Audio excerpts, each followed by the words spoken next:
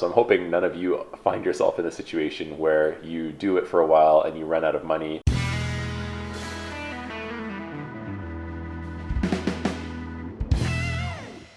Hello, my friends. Welcome back to Late Departure. I'm Adam, and as some of you may know, this is my continuing journey to becoming an airline pilot, hopefully sometime in the future here.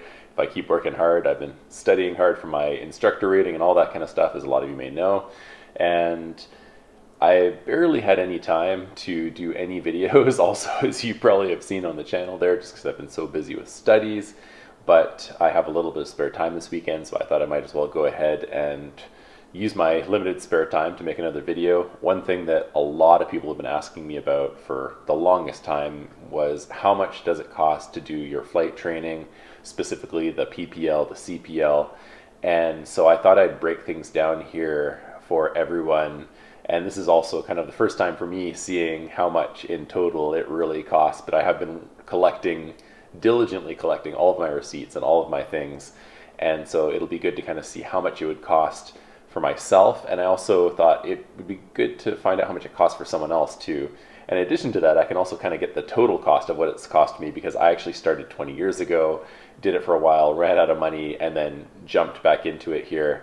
And so I'm imagining it's going to cost me a bit more. So I'm hoping none of you find yourself in a situation where you do it for a while and you run out of money.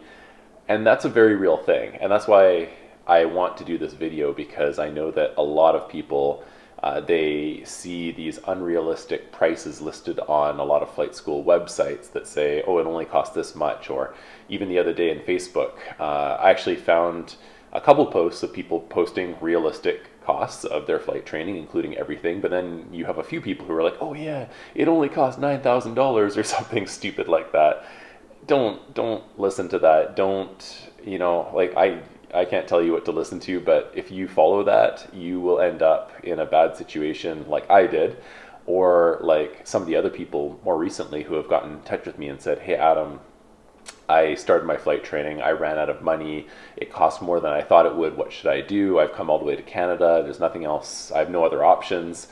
Even if I work a part-time job, I can't really afford this. And I'm like, well, it's unfortunate, but you didn't do enough research to find out how much it really cost. Or if your buddies told you that it cost, only $9,000 and that's all you saved, well, there's nothing I can do. I feel bad, that it happened and that there are people who are in this situation, but really ultimately there's nothing I can do about it. And I'm not a wizard. I don't have any of the extra answers here.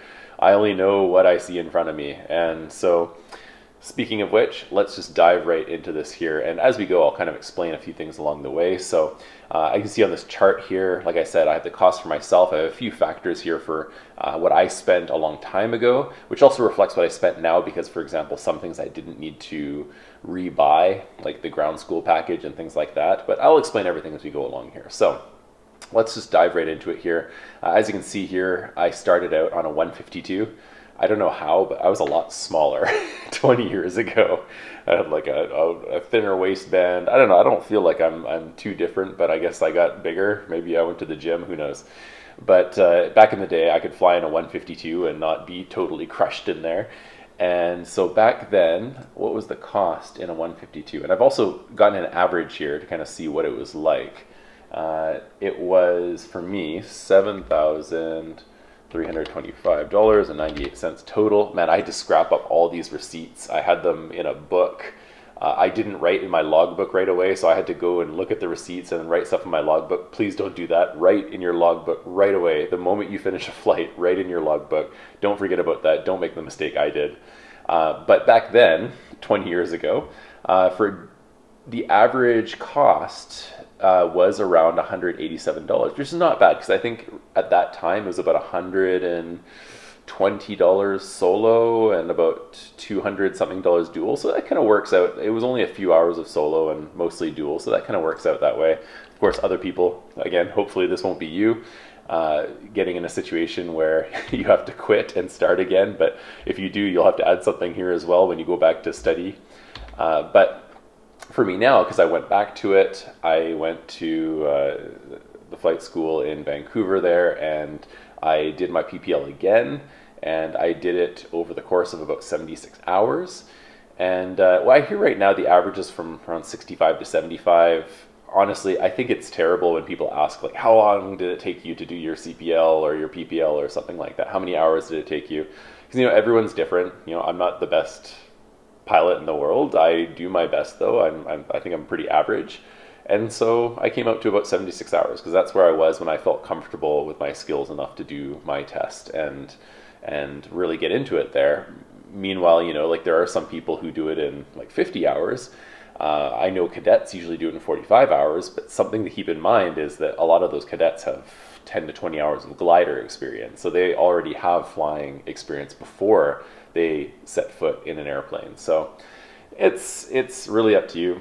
Don't feel bad if it's more. I've met people who've done it in 90 hours. I've met people who've done 50 hours. It's all up to the individual. Everyone's different. Don't worry too much about that. But all in all, it's not a massive difference really in terms of cost. You're looking at a difference of a few $1,000s, right? But for me, when I came back to it, it cost $21,552.36. Now for someone else, I'm going to say let's say it's around the same. Usually in flying, we like to take the worst case scenario for things. So for example, when you're talking about like how much fuel you have, you won't use the lowest gallons per hour rate. You'll take one of the higher ones to kind of calculate a worst case scenario. So let's kind of look at a worst case scenario here, which is me.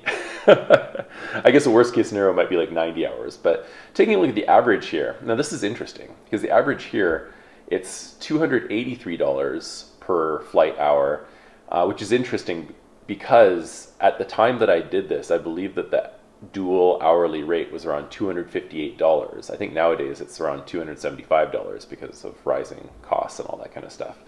But if it's $258, why did it come out to $283? And that's something that I didn't find out until I looked more deeply into my receipts and found that there sometimes were costs that weren't being listed but were being added to the receipts. And some flight schools are very transparent about this and some of them aren't. And I've had some dealings with some flight schools that were really, really nasty in terms of transparency.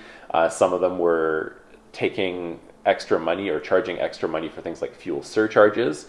I think fuel surcharges should be on the bill. They should actually publish that. They shouldn't just charge it and not post anything. But unfortunately, some of the places that I've been to did not do that. And so I found that like some of these places were charging anywhere between $25 to $40 per hour additionally on top of the hourly rate for the fuel surcharge. So that's something you need to look out for. Always check your bills, always scrutinize these things. And I'll just write this here. So it's $258 per hour dual, plus tax actually. Let's put that in. Plus tax is about $276. That's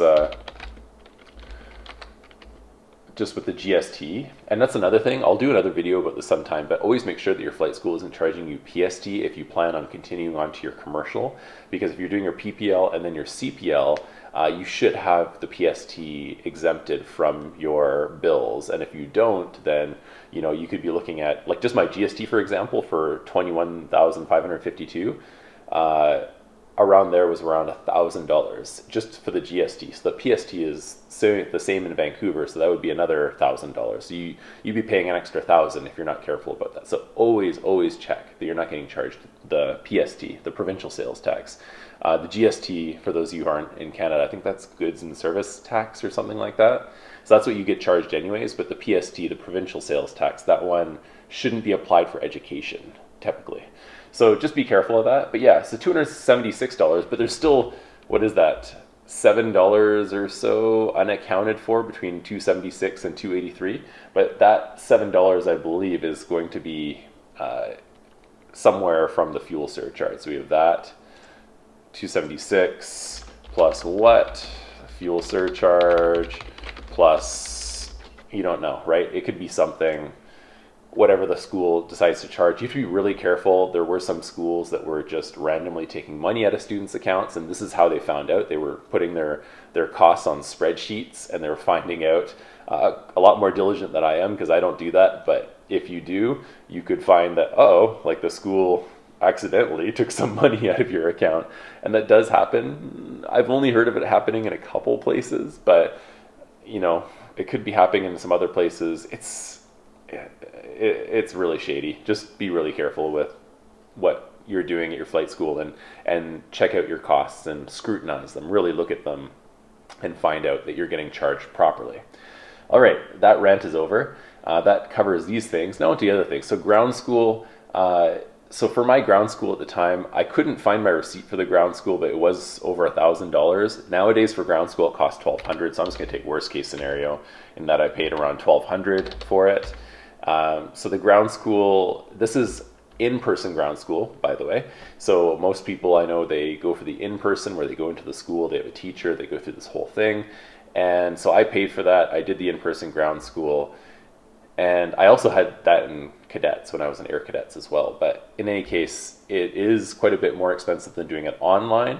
This time around, so I'm getting double charged for this. This time around, I actually used pilottraining.ca, which is a lot cheaper. In my opinion, it's a lot better than in person because it's at your own pace and you don't have to commute, which means you save time, which means you can spend more time studying. But I digress. That's just my own personal opinion on that. But I did go and I paid for that again. That was after tax, $324.90. Let's say that the standard student is not going to double pay for that. I hope they don't. But you'll probably just pay nothing for that. Or vice versa, you don't do the ground school at the school and you do pilottraining.ca, but I know a lot of people end up just doing ground school at the school. And part of it's because they just don't know about pilottraining.ca, but then the other part of it is that quite a few flight schools that I've encountered actually require students to take their ground school. So you have to take their ground school if you go there. They don't give you the option of doing pilottraining.ca or online ground school, even though, as far as I know, they can't force you to do their in-school ground school, but it sounds like a lot of them kind of try to twist your arm into using their own ground school because, of course, they make more money that way, right? It's all about making more money. In any case, there's that. The ground school kit is another thing that I don't have the receipt for, so I'll just take a current value for this from kind of the average of what I found at various flight schools after tax. Comes out to about $422.43. Now that's something everyone will be paying for, and that typically includes the textbook from the ground up, which is a great Canadian flight aviation textbook. You get your E6B, you get your knee board. What is it? You get some flight school training books. Some schools like Langley Flight School have a really good training book that you get. It's a massive binder. You get your current maps, the VNC, the VTA, and some other additional things. You get like some of the rulers and things like that you need to do your calculations. So yeah, this is just a typical kit that you'll usually buy at a flight school. Again, a lot of these things are things that a lot of the people who are saying, oh, it only cost me like $9,000 or $12,000 or something, they're like totally ignoring a whole bunch of these extra costs and all of these kinds of things, like what was the ground school cost? What was the ground school kit cost? They're like, oh yeah, like that doesn't count. Well, that does count. If you're doing your own budget and you're trying to be careful and monitor your spending, you have to include everything, right? There's no such thing as free in the world, and you have to, you have to make sure that you take into account everything so you can budget accordingly, right? Budgeting well is key to success. So commuting, this is something not a lot of people consider. Now, a long time ago, I did keep my gas receipts for this thing, and it was kind of funny to look at because 20 years ago, I had a pretty far commute. I was commuting from Vancouver all the way to Boundary Bay Airport. But back then, fuel costs were something like 80 cents per liter or 90 cents per liter. It was very cheap. Nowadays, it's like $1.60, $1.70 per liter, and I was commuting to Pitt Meadows. So I spent a lot of money back then doing that. I also spent, this was a big one, I spent $2,310.30 commuting. And I'm going to take this because you don't know, like a lot of students out here, they buy cars, which again, is going to be another big expense, and they commute to the airports. Sometimes the airports aren't located near to the school, so, you'll have to go quite a ways. And so I'm just going to take a fuel cost, worst case scenario. Remember, you could spend less than this, you could spend more than this, but I just want to incorporate that into both. And by the way, while I'm doing this, you can kind of see on the bottom right here, I do have a running total of how much it's costing here. And you can see here we're already up to about, well, I'm already up to 33,000, and we're already up to 25,000. So this is very interesting, like how much all of this stuff is ending up costing in the long run here. And keeping in mind that, we're not even, well, we've done the big items, but we still have quite a ways to go here before we finish this tally. So let's go into the next thing, headphones. Now, headphones are a big thing. I'll probably do a video at some point comparing some of the headphones, but headphones are huge because one of the top causes of job loss for pilots is hearing loss. It's one of the biggest things that happens because you're in those noisy planes. It ruins your hearing over a long period of time. So you want to get the best headphones you can that give you the best noise canceling, the best protection.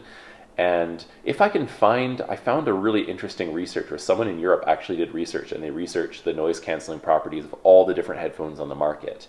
And I think the Zulu 3 Lightspeeds came out on top as the best ones, and the Bose were second, and then all the rest of them were kind of scattered along the rest of the results there. But you can't put a price on your career, right? If you want this as a long-term career, you want to have good quality headphones. So I went for some of the best ones that I could buy, which were the Bose, and I'll take those. Again, this is kind of worst case scenario. You might choose some like the Lightspeeds, they're a little cheaper, but the Bose were after tax $1,765.85. I think I had like a sale where I got something for free or something at the time, but still, it's expensive purchase. I don't want to say both people spent that much on their thing here.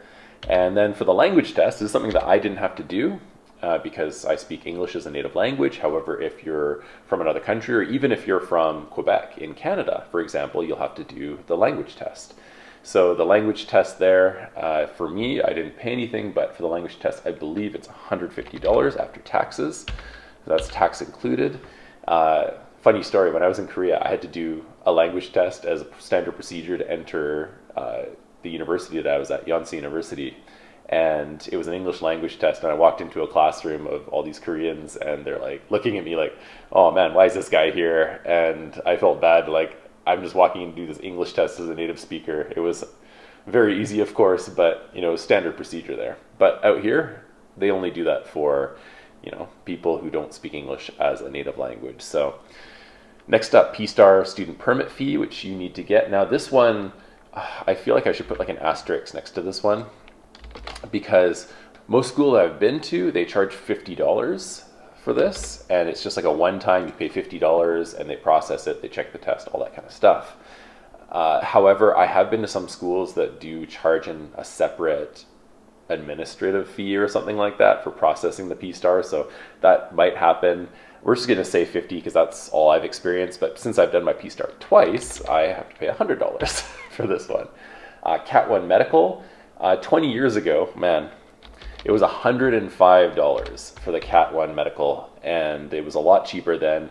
I went and did it recently in Vancouver. It was $220. So we're at $220 for these ones. I did in Manitoba, and I just put a note here. I did it for $160 in Manitoba, which is a bit cheaper. And yeah, I think it depends on where you do it. Different provinces have different prices, but we'll just put kind of like worst case scenario. I'm pretty sure Vancouver is one of the most expensive ones in the country. Next, the license processing fee here. So this is something you pay at the school. They have for when you do your PPL, like once you finish it, and they usually charge $155. That's kind of the average cost. So that's for them to go through and do all the documentation, because you have to fill out all these forms and do all these things. And then for the Transport Canada, there's a PPL exam fee. So when you write your exam, you also have to pay $210. That's including tax. And for the Transport Canada licensing processing fee, where we get to pay them to spend 7 months to give us our licenses. It's right now, everything is very, very delayed with license processing. So if you finish your license, it might take quite a while to get it. But including tax, that's $55. And passport photos for licenses, another thing that people often forget about. They're like, oh yeah, I totally forgot that I had to pay money for that. The average I think I found, including tax and what I paid, was about $17.32. We'll put that on both sides. And now this is something I wouldn't recommend for flight for PPL students, just because you want to be focusing on learning how to use the maps and learning how to navigate properly. And for flight, really the same thing with like Flight Plan Go and a lot of other apps. They kind of take the guesswork out of that and they make it a lot easier. But if you do that from the beginning, you won't be able to develop the skills that you need to manually do your routes. And that's something you need to be able to do for your tests for PPL and for your CPL. So I'd highly recommend not doing this until your CPL. However, I think I did subscribe to ForeFlight near the end of my PPL there, even though I wasn't using it that often. I kind of used it mostly for weather and stuff like that. But for my ForeFlight subscription, you can get a cheaper plan, but I got the one that has kind of all the bells and whistles on it. And I don't think it's like the highest one, but sort of the mid-tier that had kind of the features that I wanted. And that one was about $340.86. And I'm not going to put anything on this column for other people because, like I said, I recommend that people don't get that. So the grand total for me with all that I did here was $27,000 just for now. But including what I did 20 years ago, it's $36,000. So this is definitely the big risk of doing it, running out of money, and going back. And this is why everyone says if you can't do it all at once, you're going to end up spending more money. Flying more and doing it more at the time is a lot more budget efficient than doing it for a period and then doing it later. Like I know a guy out here he was doing his private pilot's license for over a year because he was like, he did a little bit, he worked at a job, and then he did a little bit more, worked at a job, and every time he came back, he forgot something. Same thing happened to me 20 years ago. You don't want to end up in that boat, right? So, but there's a person on Facebook who also posted their information. I thought it'd be interesting to kind of compare what he did with what I did here. And his total was $26,501 at 77.2 hours. So he did about 1 hour more than I did. Again, don't worry about how long it takes you. It's, everyone's a little bit different.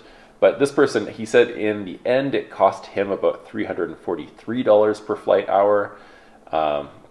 Mine is a bit more expensive, $372 per flight hour. But I'm pretty sure that when I saw his post, he didn't actually include gas, but he did include everything else. He included headphones, he included, I think he used Cloud Ahoy, and he included almost everything else on this list except for gas. So for example, if I took out my gas cost from now, look at my cost. It's only about $3 away from his. Mine goes down to $3 or $340 per flight hour, where his calculated out to about $343 per flight hour. So yeah, if he calculated gas, his might have been a little bit higher like mine. So I'm just going to undo that. And that's, as you can see, like it doesn't matter where you go. I think this person went somewhere else, somewhere near Ontario or something like that. It doesn't really matter where you go, if it's in Vancouver or if it's in Manitoba. The difference in cost realistically is going to be fairly minor. So really what you're looking for is, what you can do for your flight training in terms of like the little minor differences, like we mentioned earlier, flying often, making sure that you're not forgetting things, doing your chair flying so that you can save money in the plane because time in the plane is expensive, doing your studying on the ground. You can even buy things secondhand. You can get a pair of Bose headsets secondhand, maybe for like $800 for like half the cost. You can carpool with people, save a little bit of money. Even the ground school kit, sometimes you can get them used online. You can go on to some of the used places like Kijiji or Craigslist or something like that and try to find them. You can also reach out to the local pilot community and other things. You can also try negotiating with your flight school and saying, hey, like I really like to do the pilottraining.ca because I like to study on my own and I study better that way. Or maybe you don't. There are people who like to study in person and they can't adhere to their own schedule or they can't create their own schedule, right?